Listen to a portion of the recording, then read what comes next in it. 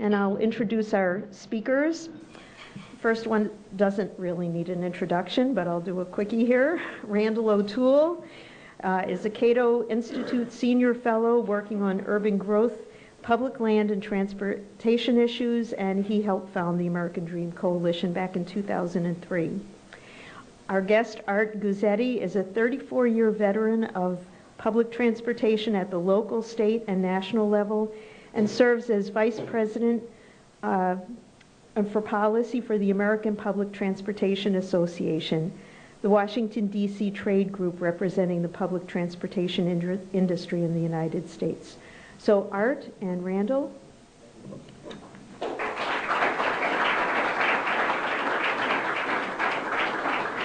I'm really pleased that Art agreed to come here. Art is one of the nicest people I've met in the transit industry, and he shows his friendliness by showing up at these meetings where he knows that he's outnumbered and outvoted, but still happy to do it.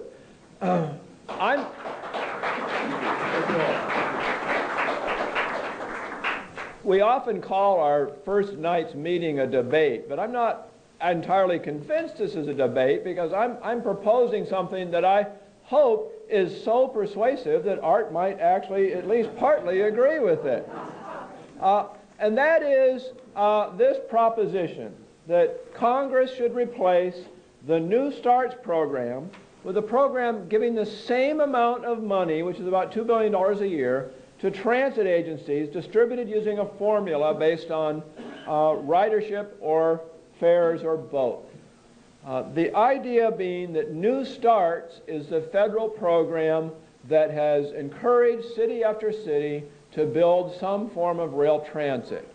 New Starts is dedicated to what are called fixed guideways.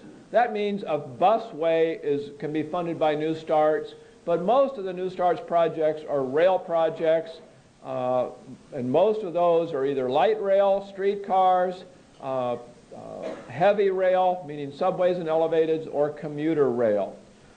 And people who think of themselves as transit supporters, people like Wendell Cox and Tom Rubin and Cliff Slater and other people in this room, have sat back dismayed for years as they've watched city after city build these ridiculously expensive rail projects, doing harm to their transit agencies, harm to their riders, and harm to their cities. And we're not the only ones who think so, not just the people in this room, but I want to show you, and I hope the sound is up here. This is a speech given by Peter Rogoff, who is the administrator of the Federal Transit Administration.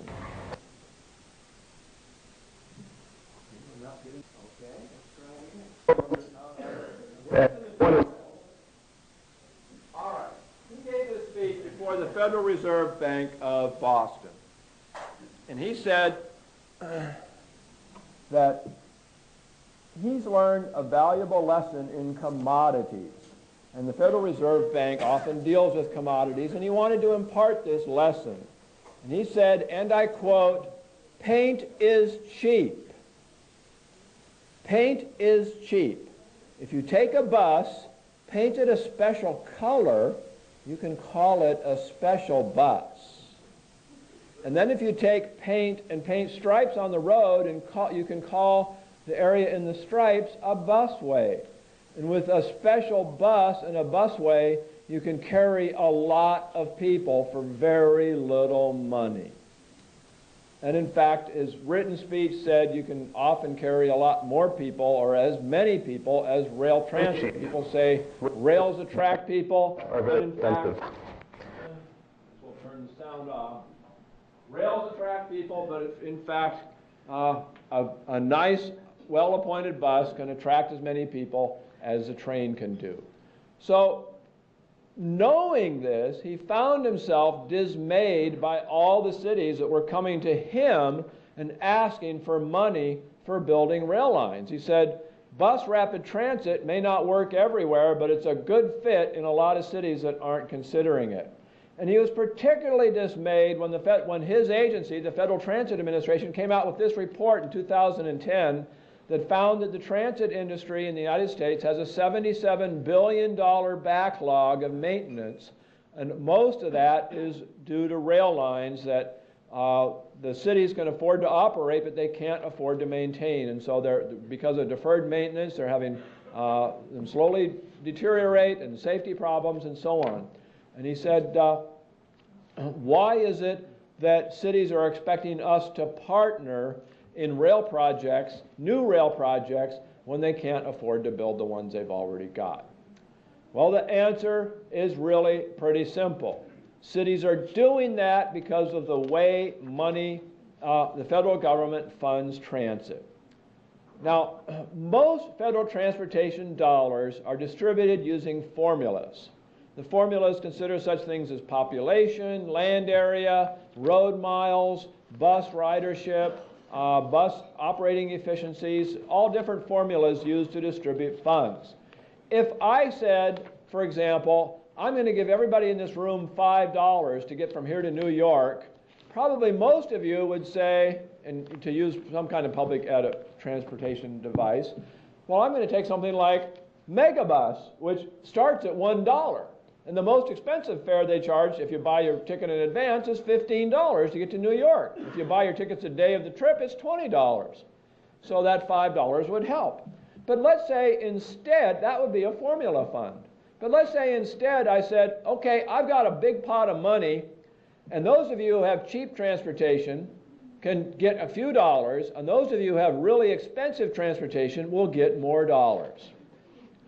Well, none of you, I'm sure, would do this. But if I made this offer, somebody would start to think, I might as well get the most expensive stretch limo that I can. Or maybe take the Amtrak Acela, which is like the most expensive stretch limo. It costs 10 times as much as a ride on Megabus and gets you there 80 minutes faster. So if I give you a pot of money and you grab as much as you think that you deserve, some people are going to grab the most expensive part. And that's what's happened in this country is the federal government put out a pot of money and some cities started grabbing out of it. Some of them don't. Las Vegas doesn't, Indianapolis doesn't, but the ones that are trying to get their share of that money. And they're building transit lines that are increasingly expensive. The first light rail lines in America were under construction in 1980, and they cost, in present-day dollars, about $15 million a mile. And over the decades, the cost has just gone up and up and up, disproportionate to inflation, until last year, the average cost of light rail in the federal New Starts program was over $100 million a mile. And that doesn't even count the Seattle light rail lines that are $600 and $700 million a mile because they're underground. So when Congress created the New Starts Fund, it established a set of criteria that the Federal Transit Administration is supposed to use in allocating these funds. The criteria have changed over the years. These are the criteria in the most recent New Starts law, the 2012 reauthorization law. I won't read it to you, but I'll want to go over a few of these. Every year, the Federal Transit Administration supposedly takes these criteria and uses them to filter out the applications it gets from cities and publishes this annual report on funding recommendations for capital grants. It's called the New Starts, Annual New Starts Report. So I went through every single project in the 2013 and 2014 New Starts reports and read the environmental impact statements. Every single one of them said, we have terrible congestion, and so we have to fix that. And we have to do it in a cost-effective way. But when you actually read the environmental impact statements, you find out that they're not being cost-effective at all. To get somebody out of their car and onto transit using cheap buses, what's sometimes called transportation system management, some modest bus improvements, typically cost about $1 or $2 per new rider. Using bus rapid transit typically costs about $5 or $6 per new rider. Using light rail typically costs $10 or $12 per new rider. Streetcars cost $20. So if your goal is cost effectiveness, then you would go for buses. But if your goal is to get the most amount of money from the federal government, then congratulations, rail transit is the solution. Now as I said, every single environmental impact statement I read talked about how they needed to relieve congestion. For example, the Purple Line, which is a proposed light rail line in Maryland, north of Washington, D.C., talks all about how there's terrible congestion in the corridor and they need to relieve that congestion. And yet the actual numbers show they calculated how much traffic delay there is with and without the plan, not just in that corridor, but in the entire Washington, D.C. area. And they calculated the average traffic speeds during rush hour. And with the plan, the average speed is 24.4 miles an hour. If they don't build it, it's 24.5 miles an hour. Add it all up, that's 13 million hours of additional traffic congestion delay per year because they build the Purple Line. So they want to build this line because they have terrible congestion and it's going to make congestion worse. And it's not the only one. Not every single one predicted that congestion would be worse, but an awful lot of them did. This is a streetcar proposal in Anaheim. They said, look, it's going to take 300 cars off the road. That's got to relieve congestion. Of course, the streetcars are going to occupy the space of 1,100 cars. One of the other criteria is it's got to have environmental benefits. It's got to be clean. It's got to be energy saving and so on and so forth. Well, the Purple Line actually uses a lot of energy to build, and then to operate, it's going to end up using more energy. And this is all the energy for the entire Washington, D.C. area. So it looks like a small difference, but just in that one corridor, you can see it's more energy. More energy operating it, energy constructing it, energy maintaining it. Then it will be wasted because if they hadn't built it, they would have been able to save that energy. And with that energy means more CO2, more pollutants, because all the energy in the DC area, it comes from burning fossil fuels. And one of the other criteria is improving the capacity or meeting the capacity needs of the corridor. Well, if you don't have much capacity need, then streetcars are great, because a typical streetcar only has 30 seats on it, even though it's almost twice as long as a typical bus, only has 30 seats, and even with the standing room, you might be able to fit 100 people in, but for safety reasons, you can only run them about every 3 minutes, about 20 per hour. So 30 seats times 20 per hour means 600 people per hour comfortably seated, and another maybe 1,400 people per hour standing. Light rail, a typical light rail car has about 70 seats. It's got room for another 75, 80 people standing. They run cars in trains of 2 in Portland, in 3 in Denver, sometimes 4. Salt Lake City, 4. Most cities is 3. So for a light rail train of 3 cars, you can have 4,000 people per hour seated and about 9,000 people per hour total, 5,000 standing. Buses, you can run a lot more frequently than every 3 minutes, which is about as frequently as you can run light rail anywhere. Buses, you can run about 40 buses per bus stop per hour. And if you have staggered bus stops like we have in downtown Portland, 4 bus stops every other block, that means 160 buses can go down the city streets every hour.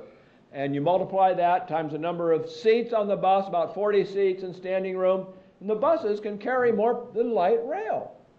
Buses have more capacity than light rail. And if that's not enough for you, they're now making double-decker buses that have 80 seats and room for 25 or so more standing. You've probably seen some of the double-decker buses around here in Washington. They call them open-top buses because they have open tops. I think Craig went for a ride on one of those the other day. But with closed tops, they make them as short as 13.5 feet tall, so they can get under low overheads and so on. And obviously you can carry twice as many people as a single-decker bus and more than twice as many people as light rail. If you go on a freeway, put those buses on a freeway, you can move 50,000 people per hour, which is as many people as the best subways in America. So if you want to meet the capacity needs of your corridor, the solution is almost always bus. You can't meet the needs if you have high capacity needs with rail, and if you don't have high capacity, why would you want to spend a lot of money on rail? Finally, they talk about the old New Starts law. This got cut from the new one, but I wanted to mention it because they often bring this up. The old New Starts law talked about operating efficiencies because the hypothesis was, okay, it's going to cost a lot to build the train, but it's so cheap to operate compared to buses that there's an operating efficiency. We'll make it all back eventually. Well, it turns out, at least for streetcars, the cost per vehicle mile, the cost per passenger mile either one is far greater than for buses. For light rail, the cost per vehicle mile is a little less, but the cost per passenger mile is sometimes a little less, but sometimes it's more. On average, it's about a wash. So you're not going to pay back the huge capital cost with that operational savings, if there is a savings at all. So, which should we have? Should we have a bucket of money out there? I don't think we should. I think we should replace that bucket of money with a formula fund, just like other transportation funds, and pass that money out to cities based on their ridership and the fares they collect. Maybe make it half based on ridership, half based on fares. I don't really care, but the point is to give them an incentive to attract new riders, because that's really the goal of transit, is to carry riders, not to get as much money out of the federal government as possible. And if we base it on riders, then if some city seriously believes that building a train will attract more riders more cost effectively than buses, then they can use that money to build a train. There won't be any restrictions on how the money is to be used, but I think most cities will find that buses work better. If we base it on fares, I think it's the same thing. People say that people will pay more to ride a train than a bus, but you can make buses very comfortable, as megabus has shown, with free Wi-Fi on board, leather seats. There are commuter buses in San Francisco that are privately run now that have food on board, coffee and pastries and things like that, newspapers, and the Wi-Fi and so on and so forth. And you get on by swiping a card rather than having to fumble for change. Well, I've discussed this issue in a paper that the Cato Institute recently published called "Paint is Cheaper Than Rails," quoting Mr. Rogoff, Why Congress Should Abolish New Starts. This paper is on the CD that we gave you, and if you don't have a CD drive with you, but you do have your iPad or something, you can go online to americandreamcoalition.org/2013PAD and download this paper, as well as all the other papers that we have on that CD. Or you can just go to cato.org, which has this paper as well. So that's my proposal. Art, what do you think? All right.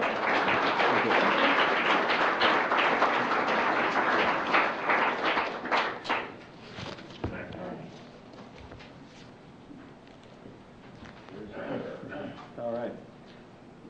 Thank you. It should be self-explanatory.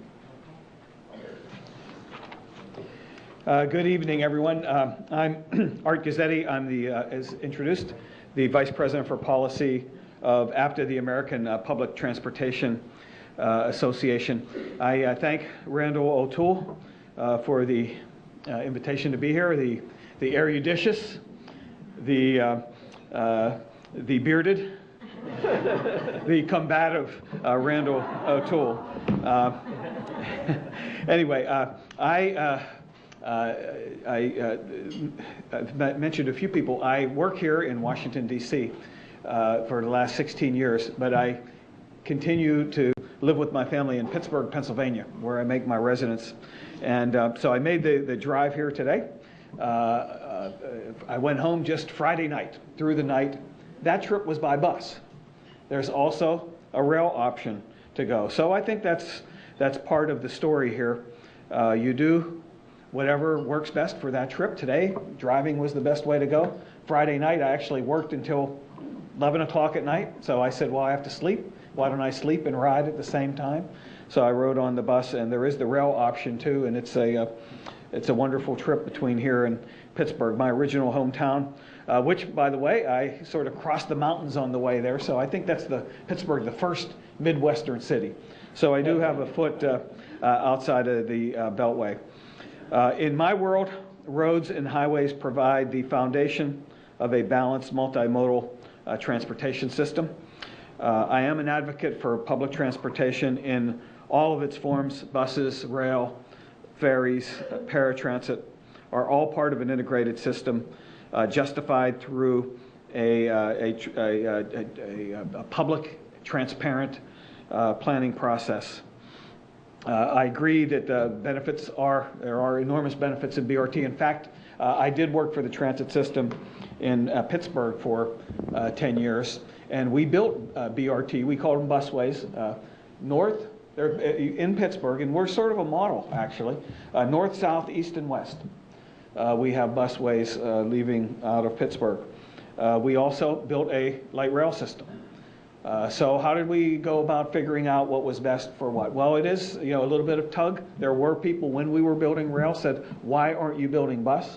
And there were people when we were building bus say, why aren't you building rail? So we got that tug and we sorted it out through a very public, transparent process. I also worked 10 years at New Jersey Transit, was a charter member of that organization where we actually took the pieces of once private companies that had fallen on hard financial times couldn't go it anymore. We made a statewide system out of the bus and railroads that were once private operations in the state and made a statewide system out of it.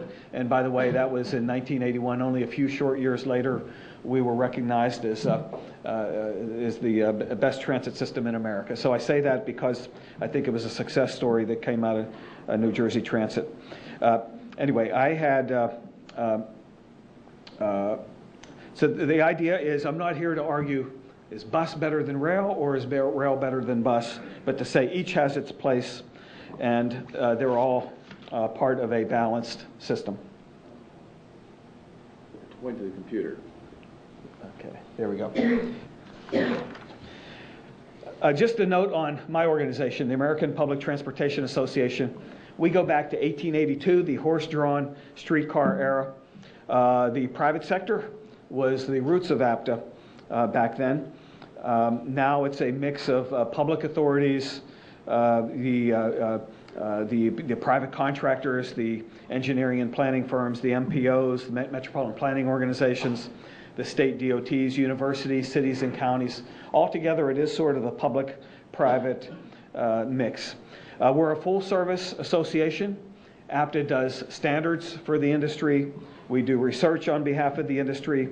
We're the statisticians for the industry. By the way, I mean this sincerely, as a way of perhaps mutual cooperation. If those statistics can ever be helpful to any of you in your work, they're available online or call me directly to get that info. We are also the information clearinghouse for the industry. We're the spokespersons for the industry. Yes, we are the advocates for the industry, but that's one of many roles. And of course, we do best practices and try to help make public transportation work better around the country.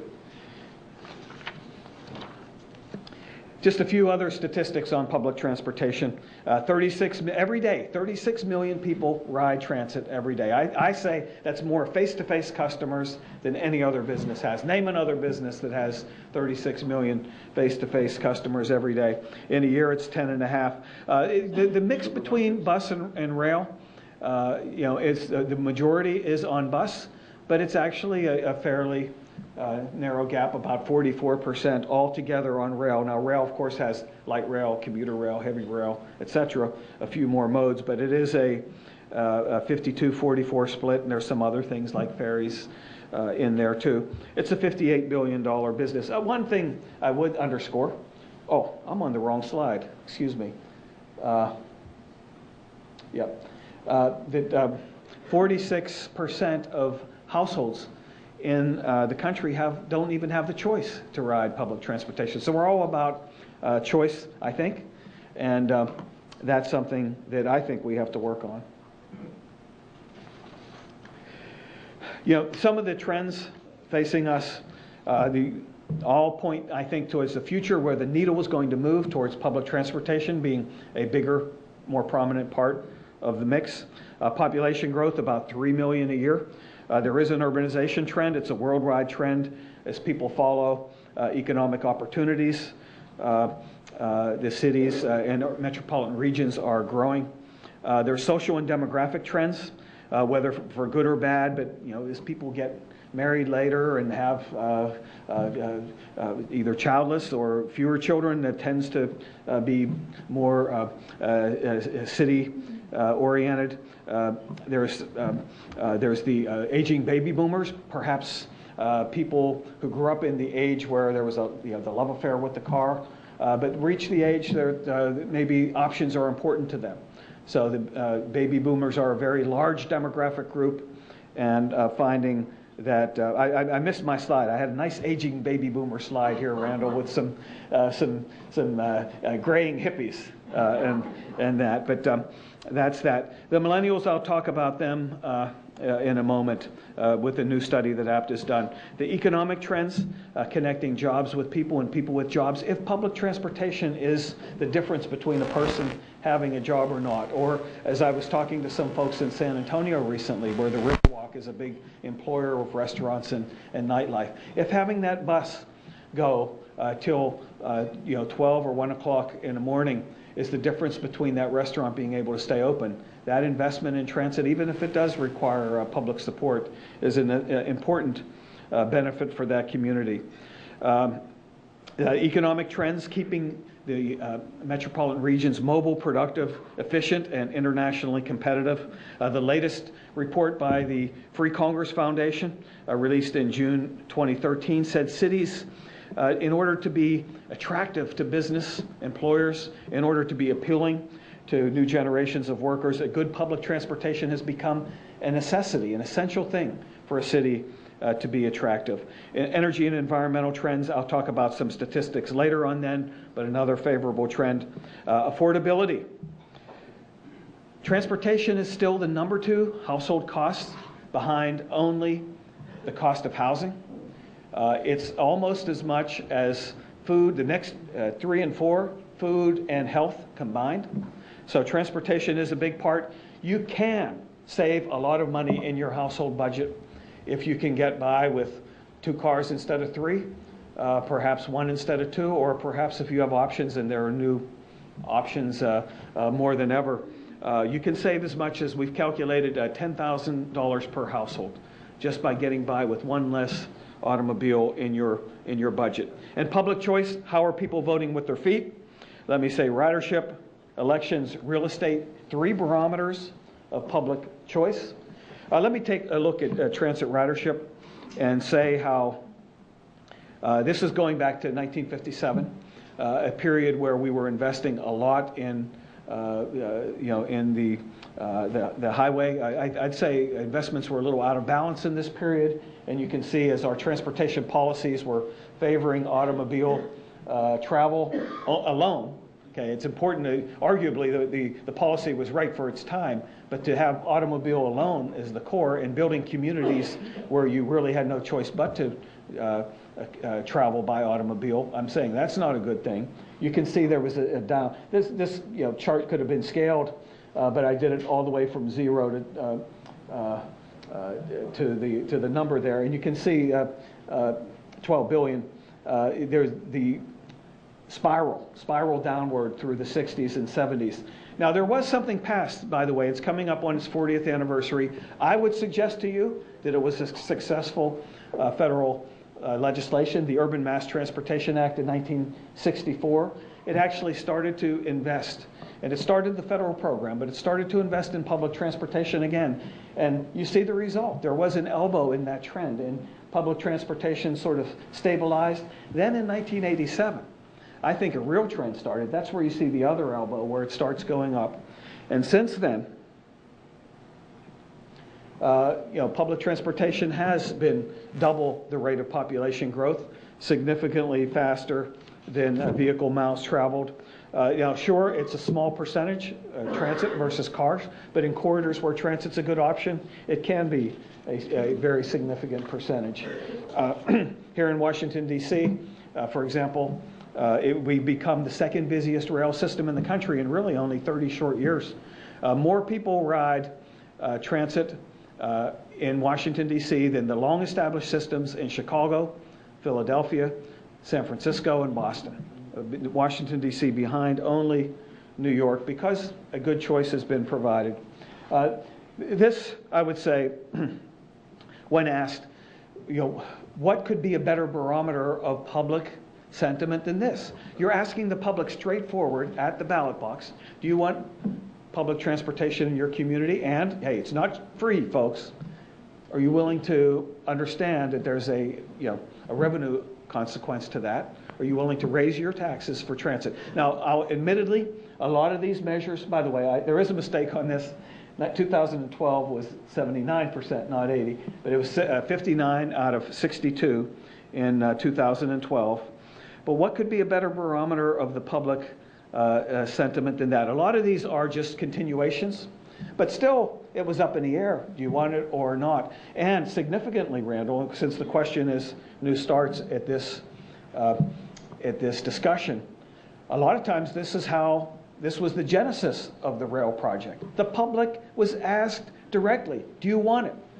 And if through the election process the answer is yes, I mean, there's the directive, there's the authority to proceed right there in that box. And many of them that we could go one by one. It started with a dedicated sales tax.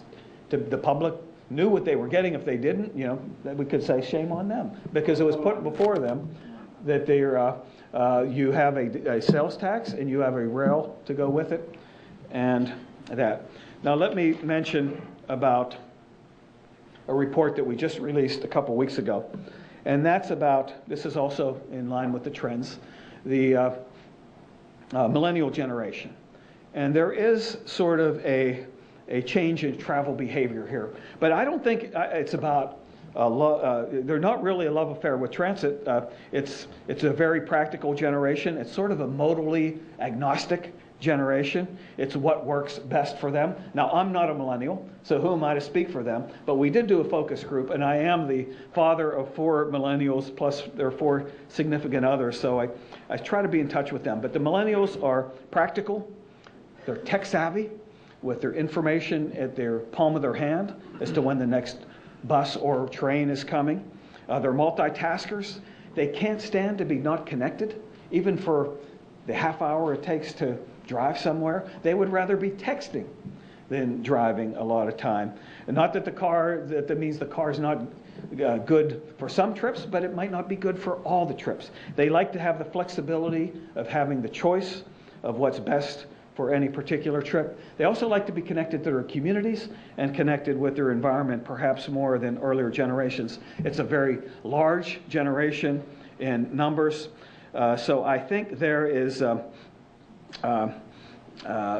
is a trend there. Now, full disclosure, when I moved back to Pittsburgh from New Jersey, I had 4 school-age children. I went for the best school district I could find, which was North Allegheny School District, which is in the northern suburbs. So my children were raised in a suburban home where the car was often the mode of for most trips. But now that they're grown up, they've chosen. One lives in St. Louis, Center City. One lives in Chicago, Center City. One lives in Pittsburgh, and one in New York. So they have all gone to places where transit is available to them as an option. One additional report on real estate. We're finding that land in proximity to high quality transit is valued by the public more than similar property not in proximity to transit. Now, what is high quality transit? It could well be BRT. There's some good experience in Cleveland with their new health line that the BRT has spawned development, has increased the desirability of real estate in location to the stations. That is a good thing. I think the idea is high quality transit, and it does seem for whatever, maybe we haven't got to the bottom of it, or maybe it's just a temporary, not a long-term thing, but the rail seems to have the appeal, perhaps, I don't want to say it because I'm neutral on both, but it seems like there is a attractiveness to be around rail stations. Maybe bus will get there over time. I think there's some bus that is there. I think the idea of it being a fixed guideway seems to have appeal. Go figure. You would think intuitively that maybe flexibility would be appealing. But when people see there's a station here, the route goes there, they know where it's going to take them, that has an appeal in itself. One thing I would say is that on the land aspect of this is Chris Lineberger, a developer and is within a development organization called Locus, has written a book that talks about land use in connection with transportation, and says basically when you look at the market, about 1/3 of the people want to live in, they just as soon live in an area where car is, most trips are going to be by car. That's fine with them. 1/3 of the people actually want more walkable community that they can the walk to places they go and there's mixed use. And 1/3 of the people say, well, hey, I'll take the best deal I can. I'll go either way. But the market hasn't responded that way. The market there's an undersupply, I would suggest, in property with the walkable mixed use communities. And that's why the prices are high. That's why the prices are high. We need more of it. By the way, another full disclosure thing, I just got back from a development conference called Revolution. Some of you might know of that. It's sort of the same idea. How does development happen around transportation? Perhaps their views are a little different, but that's it. I want to mention a little bit about energy, then a little bit about new starts, and then we'll get to sort of a back and forth here a little bit, and then I think questions. There's an organization, the Alliance to Save Energy. This is a coalition of power, industry, buildings, lighting, appliances, transportation, mostly on the private side. They developed some recommendations over the past year with the goal of how can we double energy productivity in the United States by 2030? What recommendations would get us there? And in the State of the Union speech, the president actually picked up on these metrics and said, well, let's come up with a plan to cut energy waste in half by 2030. But when you look at it, and you look at all those sectors of the economy, power, building, manufacturing, lighting, appliances, transportation, the part of the economy with the most potential for energy savings is the transportation sector. That's nothing to be happy about. That's because we're the least energy inefficient sector to begin with. Now, I know cars are getting more energy efficient. Let me say buses are too. Buses, right now, I just saw new statistics. In fact, this isn't even announced yet. You're the first to know. Over 40% of buses are now alternate fuel, not powered by diesel. 10 years ago, that number was 13%. 10 years before that, it was less than 3%. Now, if you look at the automobile side, how many cars are non-petroleum powered? Is it 2%? Something like that. So we're way ahead of the curve on energy efficiency in bus. Now, cars are getting cleaner and more energy efficient as well. But the big thing, when you crunch the numbers on this stuff, it's the trip not taken that's the big energy saver. If you can have a community that's energy efficient, that you don't have to drive, spend a gallon of gas to get a quart of milk, if you're able to walk for a lot of your trips, or if you're able to, to live in a way that your community is energy efficient, just in the way it's built and developed, that is the big energy saver. So to the degree energy is an issue we care about, that's that.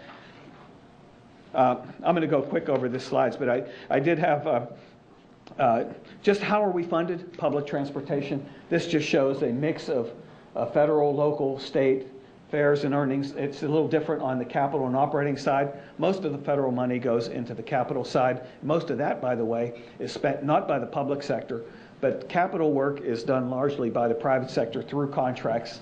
So that really doesn't go, the public authorities are just really a pass-through through bids to the private sector. On the operating side, that's where fares and earnings. The fares are up a little bit, to 38% overall, and other earnings. But that's, of course, operating 7 days a week, peak and non-peak hours. Now, a quick note on MAP 21, the law that was passed. Congress wasn't agreeing on much of anything last year, but they did, in a bipartisan, bicameral way, approve a transportation bill, MAP 21. It's a short bill, 2 years long, but it does provide some stability. It did continue the federal gas tax. By the way, of the 18.4 cents federal gas tax, 2.86 cents goes to public transportation. Now, some have said, is that a diversion? Are we diverting highway trust funds to public transportation? Well, let me suggest to this, as people who look at facts and look at reason. Those funds were never adopted. Those funds were, the 2.86 for transit was enacted specifically for transit. It wasn't saying, okay, let's shift highway funds over to transit. It was enacted that way. It would be a diversion if it was thrown over to roads. And that question did come up during the MAP 21 discussion. Well, couldn't we take care of our highway problems if we just shifted the 2.86 cents for transit over to the highway side of the trust fund? And of course, my organization, APTA, did not like that suggestion. And in the end, it was rejected in a bipartisan way by Congress. A quick note on the trust fund. It is good government, I would suggest to you. It is good business. It is good for efficiency. If you have the stability of the trust fund, this was set up for highways and transit all the way back 1956. You can plan projects on a multi-year basis. You can finance on a multi-year basis. You can leverage money for, say, a public-private partnership. In the end, a trust fund dollar is more dear than a non-trust fund dollar and better for our nation's transportation. Okay, now on new starts. Here's the criteria for new starts. Mobility, environmental, misspelled, congestion relief, cost effectiveness, economic development, and land use. That's 50% of the rating of the project comes from these measures. I agree, cost effectiveness is very important. The statute was never written, though, to put all of the eggs in the cost effectiveness basket. You know, projects are for not just mobility, they're for equity, they're for accessibility, they're for efficiency, and they're for sort of to help shape your community and create and spark economic development. That's right in the statute. It's for all of those purposes, not just mobility, not just cost effectiveness. So the fact that we're emphasizing all these factors, I'd say, is what the statute calls for. It wasn't what the prior administration was calling for. They did a lot of good things. But this is what the statute says. And the other half of the formula is on finance, and it says, what's your, how good of a financial partner are you? The federal government is going to come to the table, but how about the non-federal partner? Are you on stable ground? I have some other things to talk about in sort of our discussion, but let me close with this slide.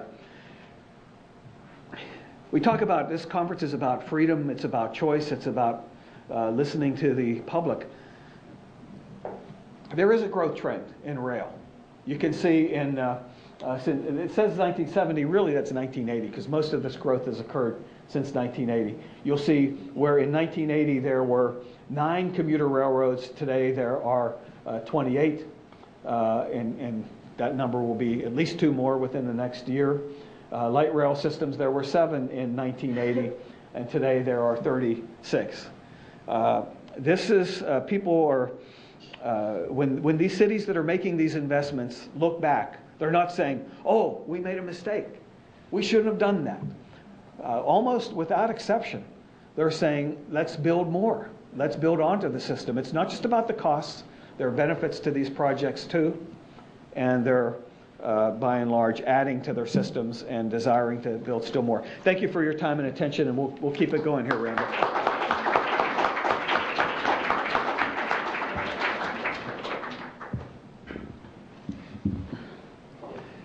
Thank you, Art. Art and I agreed that we'd each have a 5-minute response to each other, and then we'll open it up for Q&A. And I really appreciate what you had to say, Art, because you didn't object to my proposal, so I can only assume that you fully agree with it. Now, I just want to briefly tell you a story of 4 cities, 4 urban areas: Denver, Phoenix, Salt Lake City, and Las Vegas. In 1980, Denver, Phoenix, and Salt Lake City each had roughly 4.5 to 5, transit had roughly 4.5 to 5% of the share of commuting in those cities. In Las Vegas, it was about 2.5%. Over the next 30 years, Salt Lake City, Phoenix, and Denver all built extensive light rail systems. The share of commuters riding transit in those cities all declined because the rail was so expensive that they had to cut back on their bus service to be able to afford to pay for the rail. Las Vegas decided to focus exclusively on buses, and they used cost-effective means of increasing bus ridership, including contracting out the bus service to private operators so that they could get a lot of bang for their dollar, using bus rapid transit, buying double-decker buses so they can carry twice as many people on a bus. And buses' share of commuting more than doubled.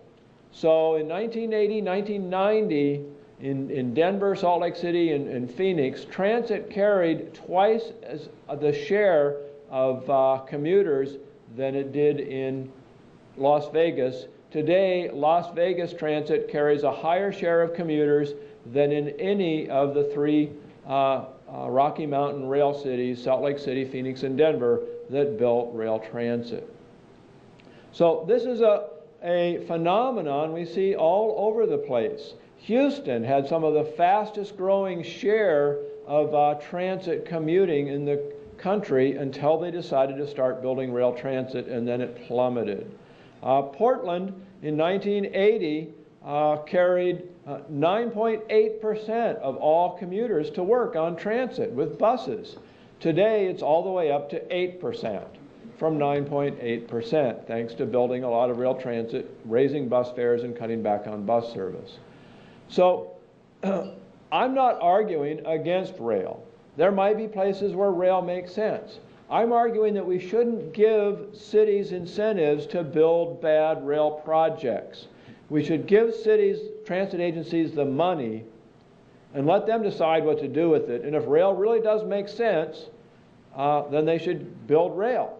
But if it doesn't make sense, then they shouldn't have incentives to build lines like the Purple Line that are going to increase congestion and waste energy and do more harm to the region than good. Thank you. Thank you.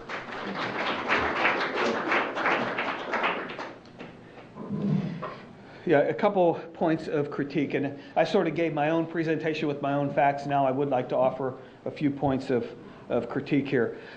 First of all, on the formula versus discretionary, these projects, call them New Start projects, major capital investments, can't be built by a formula fund. When you get just a sort of an incremental trickling in, and I don't want to minimize it because there is 10.5 billion going out nationally altogether. But when you have the spiked capital need of a major project, that's why you have the New Starts program, because the formula can't do it. You need a sort of a special slug of money in order to get that major investment accomplished. So to do it with the formula would just be like basically saying, let's not build any major capital projects anymore, and I'm not going to take that point of view. Second, it is not, Randall, modally biased. Now it's called the Major Capital Investment Program. It was called the Fixed Guideway, as you did use that phrase, but it's not biased towards rail. You could build a BRT with the funds. In fact, there are some very wonderful BRT projects. You mentioned Las Vegas. We mentioned earlier Cleveland. I think Cleveland is in your paper. There are other ones, like, for example, I like to use use the project Kansas City, where they didn't build a major amount of infrastructure. They took a lane of the street. They dedicated it to the bus. Now, by the way, if you're making a right-hand turn, yes, you can use the lane. That's smart. That's logical. That's common sense. But basically, it's for a bus. They put some stations there. That's, hey, it makes it a little special. It's branded. The bus looks different. The stations look different. People feel they're on a special sort of rapid bus kind of trip. That's a good thing, and they did it for cheap. They did it for $20 million. Those are good things. But when you get through, we can't speak, neither Randall or I can speak for a community. We can speak a national perspective, offer some thoughts and policy ideas, but it's up to the locals to do what they want through their studies, through their analysis, and that's where you get to the hard decision. Is rail best for my community? Is bus? Is rapid bus? Is BRT? There are a lot of ideas in play. Commuter rail, light rail, heavy rail, you go through all of that stuff. Streetcars, circulators, express bus. There are a lot of things in the mix there. Now, a couple quick notes. Congestion. Yes, some of the EIS, I'll agree, some of the EIS documents do say that, sure, when you are building the project, it's going to have some congestion impacts. And yes, you do have maybe some congestion. It's going to affect the roadway flow when you do affect signals. And that has to be understood and that has to be studied.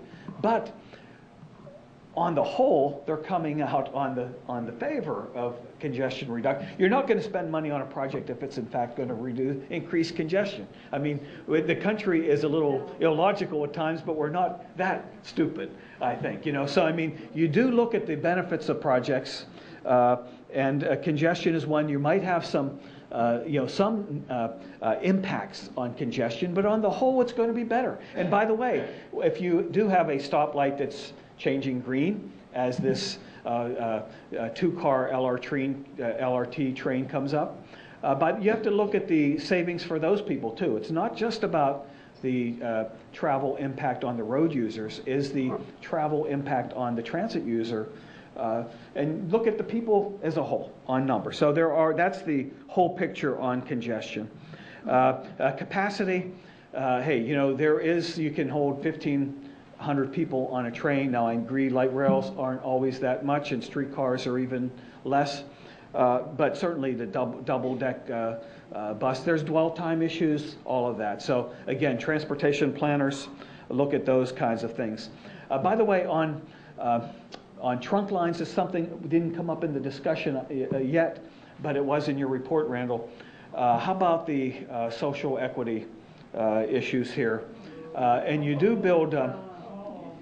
Well, I'm saying that the report said, sometimes do you actually do a disservice to your transit-dependent population by building rail? And I say that's another factor that's very much considered in the planning process, and in the end, it has to be.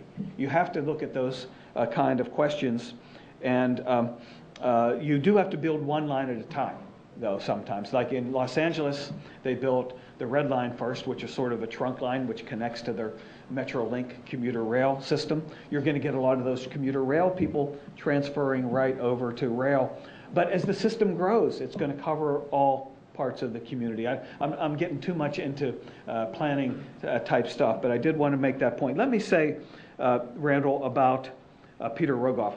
He did make that statement that we weren't able to hear, but I will.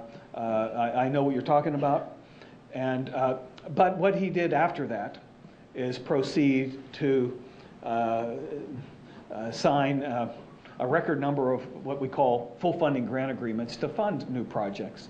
So he said that. I think he was trying to make a point. I think a point similar to you and I are making. Sometimes the BRT, the low-cost infrastructure project, is the best one.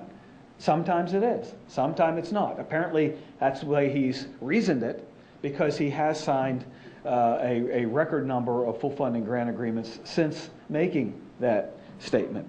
Again, I have other points, but I'll save them for the discussion. Thank you again.